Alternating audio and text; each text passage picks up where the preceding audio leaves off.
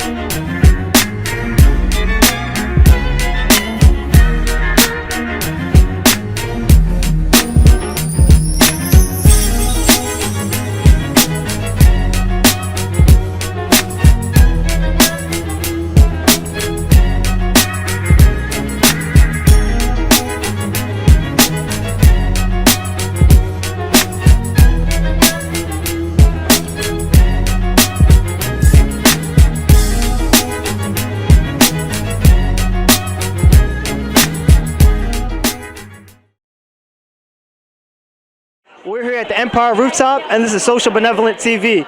And I'm here with Brian and Raph. Brian, how you doing today? I'm good. How are you? I'm good. I'm good. Good to see you. Tell us a little bit more about your business. So, my partner and I, Raph, we have a podcast called Slightly Ignorant, and it's a education, comedy, and entertainment podcast where we basically talk about things that we know a little bit about, but not too much about. And we like to have like little fun segments where we ask each other like 5th grade questions or like 6th grade questions just to test each other's knowledge and just really have fun with it. And how did you first get started with that idea of, building a podcast like that? Yeah, so we've been friends for like a really long time. We've known each other for like 17 years. And we've always had like a natural back and forth, like, just naturally funny. And one day we were sitting down, we're like, why don't we record these like conversations that we have with each other, I think people would enjoy them. Because we learn from each other also, He comes from like a marketing business background and I come from a biology background. So we like to teach each other and we also like to have fun with it. And Raph, what was one of the first episodes that came to mind when you were creating the podcast? Oh man, it was like News from Elsewhere where we just like spoke about like random stuff, like, dude, like what's going with that guy across the street, and we're just trying to like come up with like the ridiculous, most, obnoxious stuff. At the same time being like educational with it, but that's about, that's how we started pretty much. And so today there's a lot of entrepreneurs here and business owners. If there's one piece of advice you can give them, what would that be? Stick to the process, just rather than, it's a marathon rather than, putting like, oh, I'm probably, because a lot of people go in with the notion thinking that, oh, if I put in like certain years of amount of work, I'll make it, but everybody goes at a different pace, right? And don't compare yourself to other people, because at the end of the day, you got to go at your own pace. That way, because you're going to be ready at your own term rather than somebody else's. The best advice I could give anybody is just stick to the program. Like, whatever you want to do, just stick to it. It's not about where you start, it's about where you finish. Yeah, pretty much. I like that. Yeah, just pretty much not being antsy about it. Just do, not to be cliche, like do what actually makes you happy, if you want to call it that, but what actually makes you like, brings you the fulfillment, either like helping people or like just having fun with it, or just maybe just lift other people up with you. In the end of the day, that's the best advice I could give. I appreciate that. Brian, I have another question for you. How did you find your passion in doing this comedy type of podcast? It took a lot of experimentation. So like I said, I come from a biology background, so I spent a lot of years in that field doing research, working in hospitals, and not being content with what I was doing, and working on those side projects on the side and being passionate about those things. and knowing at my core that those were the things I wanted to do for the rest of my life. Yeah. Okay. And where can people find your contact information to learn more about your business? So you can follow us on Instagram. We're at Slightly Ignorant Podcasts. On Twitter at Slightly Ignant. That's IGNANT. Or on Facebook at Slightly Ignorant. We're on Spotify, Apple Podcasts, and on Stitcher right now, and on Google Play. So if you look up our podcast on those directories, you'll be able to find us. Brian and Raph, it was honestly a pleasure talking to you. Thank you very much. All right. Thank you. All right. And we're out.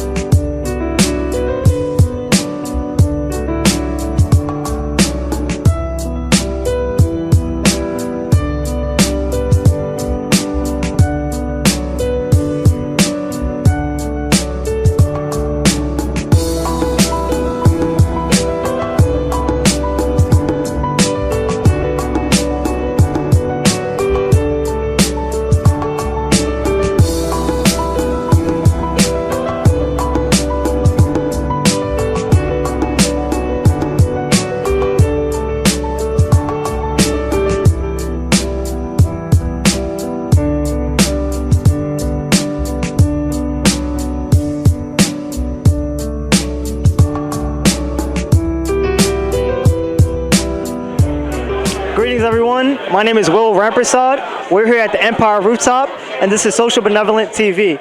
And I'm here with Claudine and Peter of Century 21.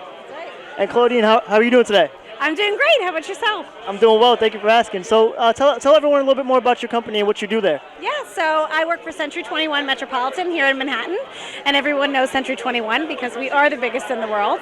And I focus primarily on residential real estate. And how did you first find your passion in that industry and to go that route? Yeah, so I originally moved to New York City like a lot of 18-year-olds, singing and dancing. And then I met my husband, and then I had 3 babies. And in the midst of all that, I was like, I really need a job. And I always loved Manhattan real estate, because who doesn't love it?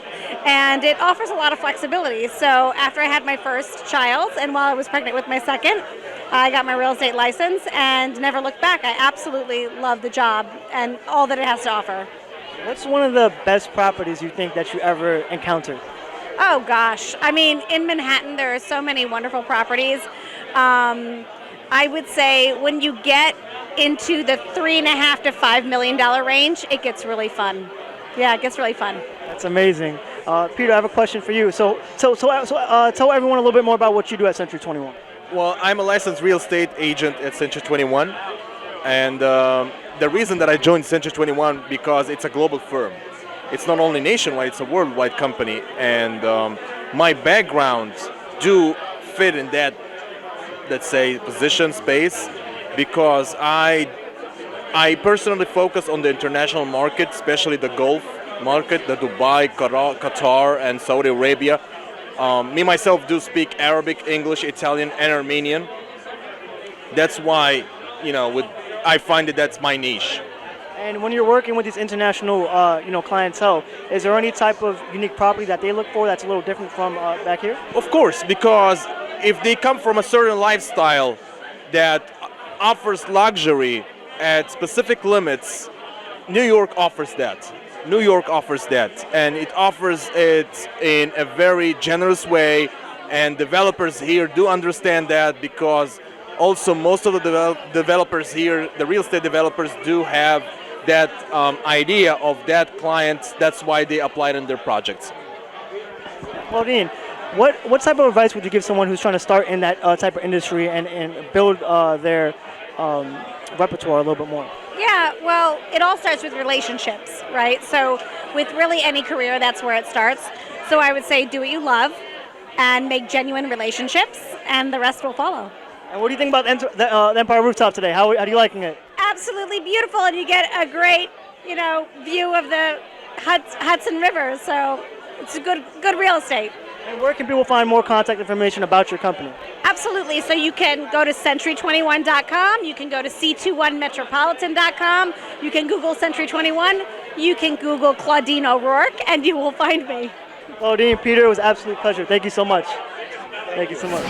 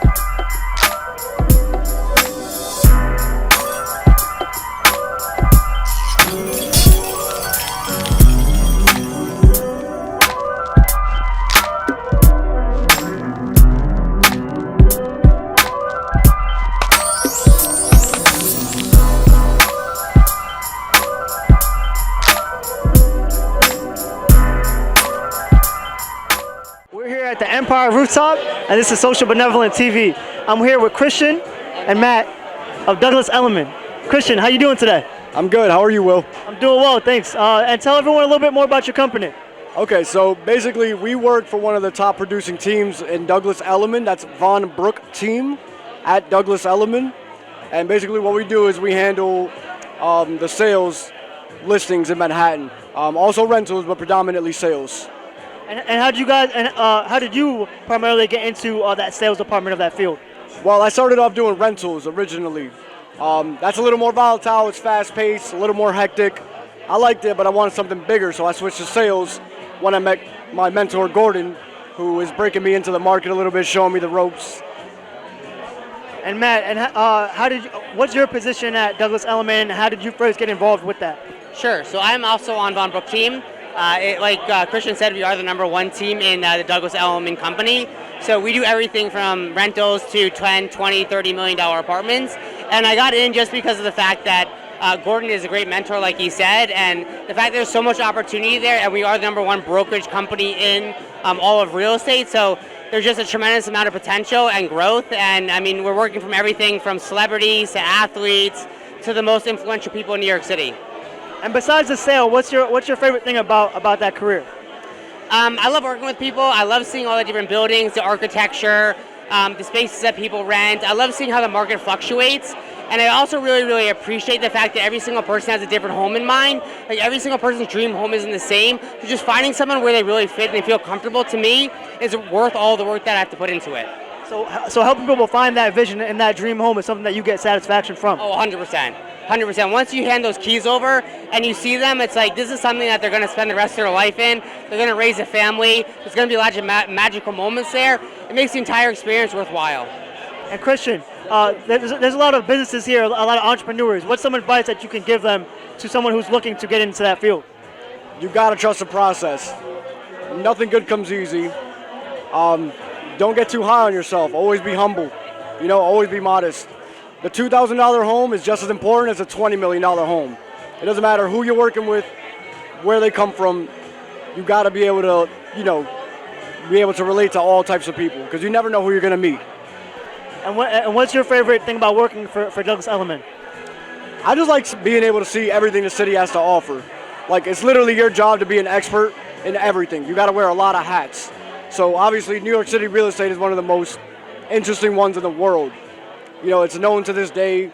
A lot of people have tried to replicate it. It gets a lot of European stuff, like a lot of European history. So I just like being able to see every single aspect of it, from the old to the new. And you mentioned wearing many hats.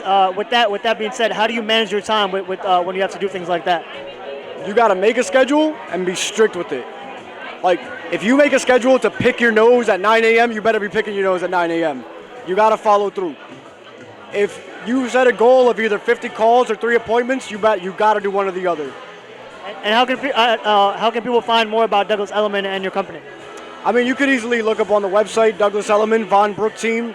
You can search both of us up at elliman.com by searching our names, Christian Robles or Matthew Nardizzi. You'll see all the listings. You can see everything our team is working on, so forth and so on. Both of our contacts are on there, our numbers, our names, emails. So there's no shortage of ways to reach out. My last question is for you, Matthew. What was the most challenging thing of getting into sales at that department? That's a very good question. I think the most challenging thing is really finding your niche. So I've actually concentrated a lot on Manhattan and high net worth individuals. And I really enjoy working in Chelsea and Tribeca and Greenwich Village and, kind of more of the downtown area. So, really finding your niche and finding what you're comfortable with. I think that's probably the most challenging thing when it comes to real estate. And what's some advice you could give them when they're facing those obstacles and those challenges? The advice I would give them is find an area that you're comfortable with. It's a neighborhood, you live in it, you're there.